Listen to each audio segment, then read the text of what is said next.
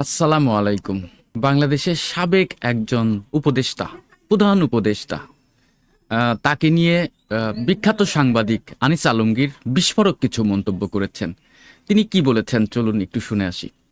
বাংলাদেশের সাংবাদিকদেরকে মাপ চাইতে হবে। টুডে টুমোরো 18 মাস ধরে ইউনূসের অপশাসনের বিরুদ্ধে তারা যে কথা বলে নাই, পত্রিকাগুলো যে একটা শব্দ লিখে নাই এবং তাদের যে দায়িত্ব পালন করেন নাই, এবং ইউনূস যে তার প্রেক্ষিতে যা ইচ্ছা তা করে গেছে, এই রাষ্ট্রকে 50 বছর পিছিয়ে দিয়েছে। সে যে মব সম্রাট হিসেবে ছিল, সে যে একটা রাজাকারদের প্রতিনিধি ছিল, বাংলাদেশের স্বাধীনতাকে খর্ব করার জন্য যা কিছু করার, স্বাধীনতাকে হেয় করার যত পদক্ষেপ নেওয়ার এবং বঙ্গবন্ধুকে ডিফেন্ড করার এবং মুক্তিযুদ্ধের স্মৃতিগুলোকে সব নষ্ট করার যত কার্যক্রম আছে সবগুলো ইউজ করেছে।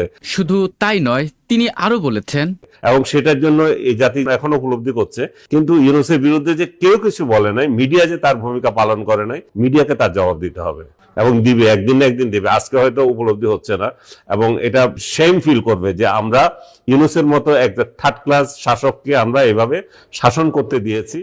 এই ধরনের ভিডিও সবসময় সবার আগে পেতে মাশফিক হেলাল ইউটিউব চ্যানেলটি সাবস্ক্রাইব করুন।